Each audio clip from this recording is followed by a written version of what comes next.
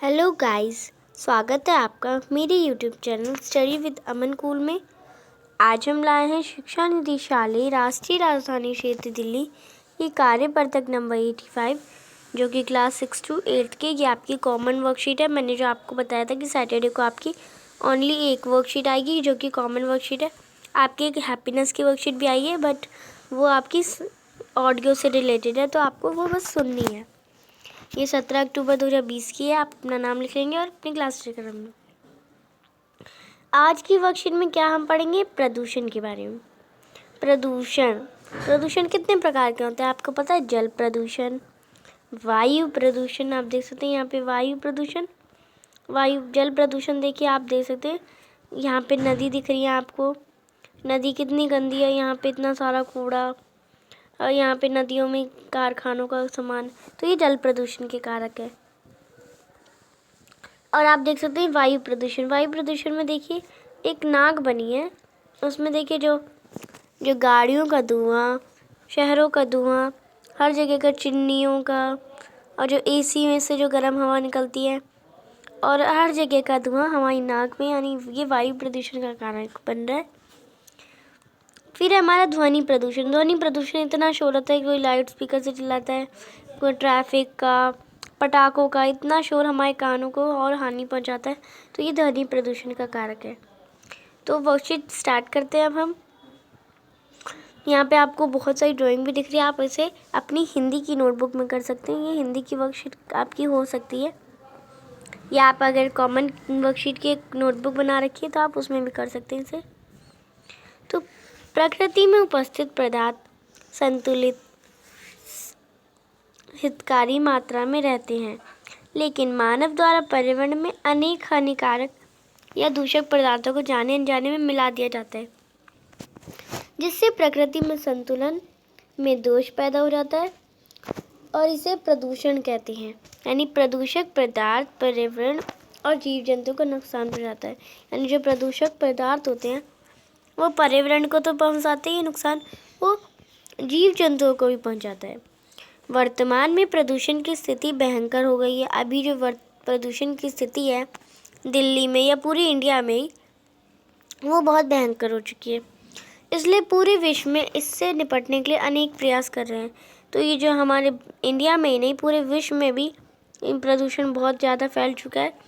तो इससे जो होने वाले प्रयास हैं वो बहुत हो रहे हैं कि इससे कैसे बचा जा सके। तो क्या आपने कभी कोई प्रयास किया? अब आपने कोई प्रयास किया है कि प्रदूषण से को रोकने का, तो आप बताएंगे। तो आपने पिछले साल, आपको याद हो, आपने पटाखे बैन हो रखे थे, तो आपने पटाखे नहीं जलाए थे, तो हमने इससे प्रदूषण को थोड़ा कम करने की कोशिश करी थी। आपको प्रदूषण समाप्त करने के लिए किन किन प्रयासों की जानकारी है? अब आपको जो प्रदूषण है उसे समाप्त करने के लिए, ख़त्म करने के लिए किन किन तथ्यों की जानकारी है या प्रयासों की जानकारी है, तो आपको लिखना है। तो इसका आंसर करते हैं। इसका आंसर आपको ब्लॉक्स में लिखना है यहाँ पे। तो आप, अगर आपको ऑप्शनल्स में पता है या पैराग्राफ में आप लिख सकते हैं तो पैराग्राफ में लिख लीजिए, या आप पॉइंट्स में लिखते हैं। तो करते हैं इसका आंसर अब। फर्स्ट, अधिक से अधिक पेड़ लगाए जा सकते हैं जिससे ऑक्सीजन की मात्रा बढ़ेगी और पेड़ हमारी जो प्रदूषण होता है, कार्बन डाइऑक्साइड, उसे खींच लेते हैं, तो हमारे इससे और हमारा पर्यावरण शुद्ध होगा, साफ़ सुथरा होगा। और बैटरी से चलने वाले वाहनों का प्रयोग किया जा सकता है। अब हम बैटरी से चलने वाले वाहन का प्रयोग करेंगे और हम उसका प्रयोग नहीं करेंगे, हम पेट्रोल का प्रयोग नहीं करेंगे, तो उससे भी धुआं नहीं निकलेगा और बचेगा, और हमारा जो प्रदूषण है वो नहीं होगा। ऊर्जा के वैकल्पिक स्रोतों का प्रयोग किया जा रहा है, और जो ऊर्जा के वैकल्पिक स्रोत हैं जैसे जैसे सोलर पैनल है या सोलर लाइट है, आप उसका उपयोग करें। जैसे और किसी चीज़ का, जैसे हमारी जो स्ट्रीट लाइट होती है उनका प्रयोग करें।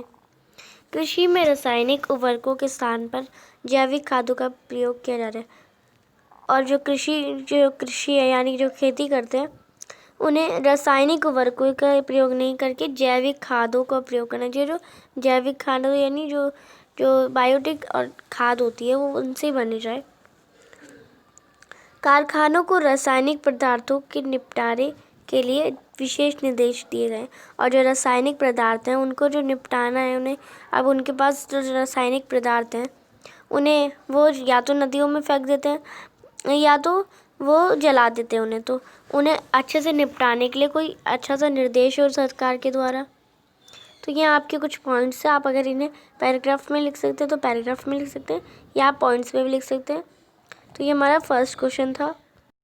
सेकंड क्वेश्चन है हमारा, प्रदूषण की हानियाँ तथा उसके प्रति जागरूकता के लिए स्लोगन नारा लिखिए। जैसे कल को बचाना है, प्रदूषण को भगाना है, यानी आपको बताना है जो प्रदूषण में जो हानियाँ हो रही है और उसके प्रति आप क्या जागरूक हैं आप उसके, तो आपको उसका नारा या स्लोगन लिखना है। तो यहाँ पे आपको एक स्लोगन दे रखा है, कल को बचाना है, प्रदूषण को भगाना है। तो ये हमारा जो कल बचेगा तभी तो प्रदूषण को भगाएंगे तो हमारा कल जीवित रहेगा, हमारी आने वाली पीढ़ी जीवित रहेगी। तो ये बताया गया। तो और स्लोगन लिख सकते हैं आपको ऐसे ही, या आप एक या दो जितने भी आप लिख सकते हैं, पर अगर आप एक लिखेंगे अच्छा सा तो और उसे सजा के लिखेंगे तो और अच्छा लगेगा। तो यहाँ मैंने 2 स्लोगन लिख दिए, आपको जो अच्छा लगे आप वो लिख सकते हैं। प्रदूषण से लड़ने का अब सब मिलकर कर लो संकल्प, प्रदूषण से लड़ने का अब सब मिलकर कर लो संकल्प, पर्यावरण को बचाने का यही है विकल्प। यानी प्रदूषण से जो हम सब लड़कर संकल्प लेंगे तभी तो हमारा पर्यावरण बचेगा, यही हमारा विकल्प है, हमारा यही हमारा चुनौती है। दूसरा है हमारा, प्रदूषण को रोकने में दो सभी अपना सहयोग और प्लास्टिक का बंद करें उपयोग। यानी प्लास्टिक का उपयोग बंद करो और प्रदूषण को रोकने का अपना सहयोग दो। तो ये हमारे 2 थे। अगर आपको इसे अच्छे से ड्राइंग बना के इसे सजा के अपनी नोटबुक में लिखेंगे। तो ये हमारा अब लास्ट क्वेश्चन है। आप सेकंड क्वेश्चन में अच्छे से नारा बना के उसमें ड्राइंग वगैरह बना के अच्छे से सजा के लिखेंगे। प्रदूषण के कारणों की सूची बनाएं। यानी प्रदूषण के अब जितने कौन से कारण हैं उनकी सूची बनाएं। तो आपको जल प्रदूषण के अलग, वायु प्रदूषण के अलग और ध्वनि प्रदूषण के अलग सूची बनानी है जो इनके किसके कारण फैलते हैं। तो करते हैं इसका आंसर। जल प्रदूषण, अब जल प्रदूषण किसके द्वारा फैलता है? कारखानों से निकला, से आप 2 बार नहीं लिखेंगे, कारखानों से निकला गंदा पानी, रासायनिक उर्वरकों का अधिक प्रयोग होता है जिससे जल प्रदूषण होता है। तो आप एक ये कारण लिख देंगे। और वायु प्रदूषण का कारण लिखेंगे, कारखानों में वाहनों से निकला धुआं। जब जो कारखाने वहाँ पे गाड़ियाँ भी तो पार्क होती होंगी, अब जो वहाँ से निकला धुआं, ईंधन के जलने से निकला धुआं। तो ये 2 आपको बता रखे हैं कारण इसमें, तो आप दोनों लिख देंगे, इसमें भी 2 बता रखे थे। तो अब ध्वनि प्रदूषण का करते हैं। ध्वनि प्रदूषण का हमारा, कारखानों में वाहनों का शोर। अब जो कारखाने वहाँ पे वाहनों का शोर है, ट्रैफिक लगता है तो बहुत शोर आता है। और लाउड स्पीकर, अब लाउड स्पीकर जो बजाते हैं लोग कि किसी को चेतावनी देने के लिए या बहुत सारी चीज़ों के लिए, जो ये दरबार के लिए, तो इन सब लाउड स्पीकर का प्रयोग करते हैं जिससे हमारा पर्यावरण और ध्वनि प्रदूषण फैलता है। अब यहाँ पे आपको कोविड के संदर्भ में उचित व्यवहार संबंधी कैब निर्देश है, CAB निर्देश है, आपको संदेश है कि नियमित रूप से अपने हाथों को साबुन और पानी से धोएं। तो आपको ये लिखना है तो अपनी नोटबुक में लिख सकते हैं, वरना आपको तो बस ये निर्देश है, आपको इसका पालन करना है कि कोरोना से बचने के लिए यानी कोविड-19 से बचने के लिए आपको अपने हाथ साबुन से पानी से धोने हैं। तो ये हमारी आज की वर्कशीट कंप्लीट होती है। अगर आपको वर्कशीट अच्छी लगी तो मेरे चैनल को सब्सक्राइब करें। अगर आपको ये वीडियो अच्छी लगी तो please like the video and अपने दोस्तों के साथ, अपने टीचर्स के साथ ये वीडियो शेयर करें। Thanks for watching my video. Bye bye.